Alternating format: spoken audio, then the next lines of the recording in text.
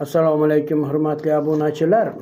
Biz sizlar bilan bugun juda ham muhim, hozir juda bir qizg'in bahslarga to'la bir mavzu haqida gaplashamiz. Bu mavzu hayvonga pasport nima uchun kerak? Aholi bunga pul to'laydimi? Bu nima bu pasport degan savolga javob topishga harakat qilamiz. Bugun chorvadorlarni qiziqtirayotgan masala ham xuddi mana shu bo'ladi. Nima uchun qoramol, qo'y, echki, tuya va boshqa hayvonlar identifikatsiya qilinishi va ro'yxatga olinishi kerak? Bu kimga kerak? Davlatgami yoki hayvon egasigami? Va eng muhimi, buning uchun oddiy aholi, chorvador pul to'laydimi yoki yo'qmi? Davlat kimda qancha hayvon, mol, qo'yi borligini bilib olib, keyin soliq chiqarmoqchimi? Soliq belgilamoqchimi? Mana shu haqlarda ham bugungi mavzumiz mana shu haqda bo'ladi. Bu mavzuni tayyorlashda men bugun tuman veterinariya bo'limiga borib mutaxassislar bilan suhbatlashdim va o'zim izlandim va mana shu video sizlarga mana shu axborotlarni sizlarga tayyorladim.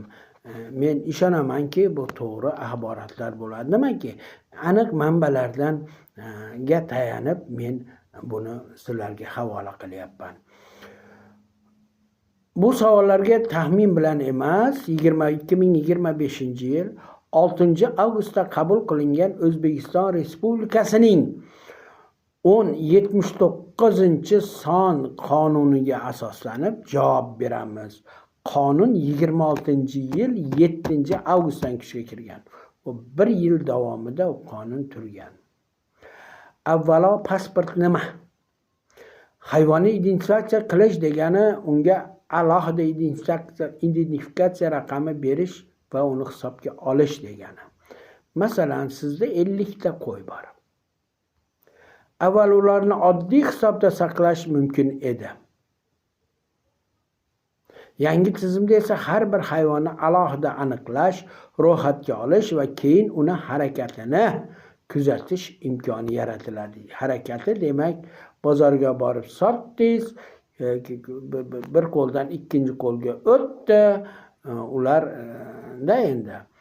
Ya'ni davlat bu qaysi hayvon, kimni hayvoni, qayerda saqlanyapti, veterinariya tadbirlari o'tkazilganmi kabi ma'lumotlarni tizimli ravishda yuritishi mumkin bo'ladi. Qonunning asosiy maqsadi ham aynan hayvonlarni identifikatsiya qilish, ro'yxatga olish va kuzatish sohasidagi munosabatlarni tartibga solishdan iborat. Bu nima uchun kerak? Eng asosiy sabablardan biri hayvonlar kasalliklarini nazorat qilish uchun. Tasavvur qiling, bir hududda yuqumli kasallik chiqdi. Qaysi hayvon qayerda? U kimga tegishli? Qayerdan kelgan? Qaysi hayvonlar bilan bir joyda bo'lgan? Mana shu ma'lumotlar aniq bo'lsa, veterinariya xizmati kasallikka qarshi tezroq chora ko'rishi mumkin. Bu faqat davlat uchun emas, chorvadorning o'z chorvasini himoya qilish uchun ham kerak. Egasiga nima foydasi bor?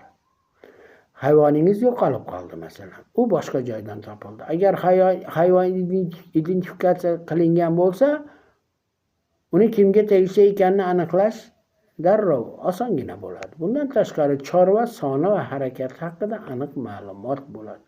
Bu ayniqsa ko'p miqdorda chorva boqayotgan fermerlar uchun juda muhim. Eng muhim savol, aholi pul to'laydimi bunga? Mana shu joyga alohida e'tibor bering. Yangi qonun bo'yicha hayvonlarni identifikatsiya qilish va ro'yxatga olish tartibi alohida aholiga to'lovsiz amalga oshirilishi belgilangan. Demak, bepul, hech qanaqa xarajat qilmaysiz. Qonunning mazmunida hayvon egalaridan to'lov undirilmasdan identifikatsiya qilish va ro'yxatga olish tartibi va bosqichlari Vazirlar Mahkamasi tomonidan belgilanishi nazarda tutilgan. Shuning uchun men avvalgi videoda aytgan chorvador pasport uchun albatta pul to'laydi degan gapimni tuzataman. Men u videoni chiqarmadim. Keyin yana izlanib ana shu qonunga O'zbekiston Respublikasi Vazirlar Mahkamasining 1076 qaroriga binoan men uni izlab topib uni aniqladim. Bu yangi qonun bo'yicha to'g'ri emas ana shu pul to'lash. Yangi qonunda to'lanmasin deyilgan. Rasmiy huquqiy tushuntirishda ham yangi qonun asosida hayvonlarni ro'yxatga olish va identifikatsiya qilish bepul amalga oshirilishi ko'rsatilgan. Hech qanaqa nima qilmaysizlar, uni to'lamaysizlar, hech qanaqa xarajat qilmaysizlar. Unda xarajatni kim qiladi? Bu ishlarni moliyalashtirish masalasi ham qonunda nazarda tutilgan. Tizimni tashkil qilish, identifikatsiya ishlarini yo'lga qo'yish, elektron axborot tizimini yuritish va davlat nazorati kabi ishlar davlat tizimi tomonidan tashkil etiladi. Qonunga ko'ra bu sohada vakolatli davlat organi Qishloq xo'jaligi vazirligi huzuridagi veterinariya va chorvachilikni rivojlantirish qo'mitasi hisoblanadi. Ya'ni bu tizim shunchaki chorvadorga yangi qog'oz berib qo'yish uchun emas.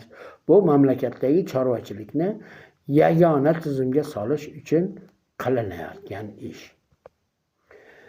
Keyingi savol, qo'y qachon ro'yxatga olinadi? Hayvon umuman qonunda muddatlar ham belgilanibdi.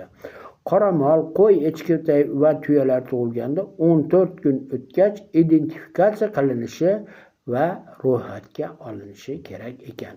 Shu muddatdan keyin belgilangan tartibda 1 oydan kechiktirmasdan identifikatsiya va ro'yxatga olish amalga oshirilishi lozim.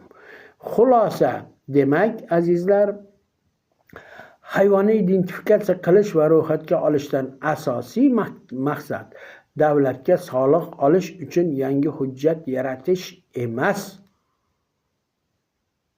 Bu narsa soliq olinadi degan narsa yo'q, olinmaydi. Agar uy hayvonlari uchun ham soliq to'lashga to'g'ri keladigan bo'lsa, buni davlatimiz buni qo'llab-quvvatlamaydi. Nimaga?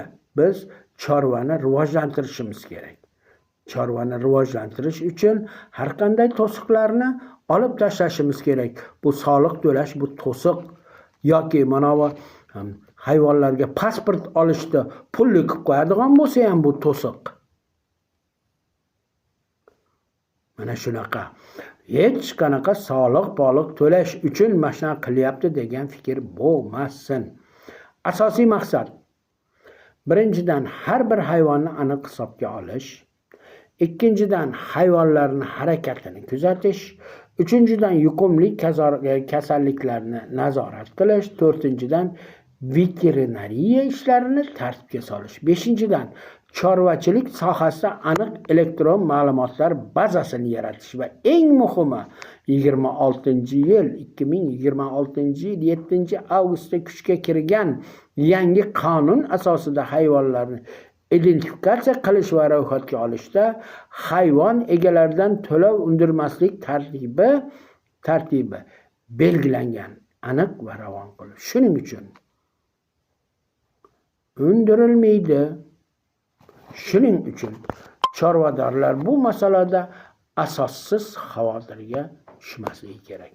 Lekin bir narsani ham unutmaylik. Identifikatsiya va ro'yxatga olish uchun to'lovsiz tartib bo'lishi boshqa veterinariya xizmatlarining hammasi avtomatik ravishda bepul degani emas. Qaysi xizmat bepul, qaysi xizmat uchun alohida to'lov borligi tegishli qonunchilik va tariflarga qarab belgilanadi. Agar sizda qo'y, echki, qoramol yoki boshqa chorva bo'lsa, bu qonun sizga ham tegishli. Qonunni bilish o'z huquqingizni bilish degani. E'tiboringiz uchun rahmat. Kanalga obuna bo'ling. videoni chorvador tanishlaringizga ham yuborib qo'ying.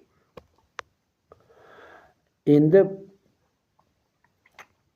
mana shundan manfaat ko'rib, manfaat topgan bo'lsanglar, iltimos like bosib qo'yinglar va kanalimga obuna bo'lib qo'yinglar. Rahmat e'tiboringlar uchun.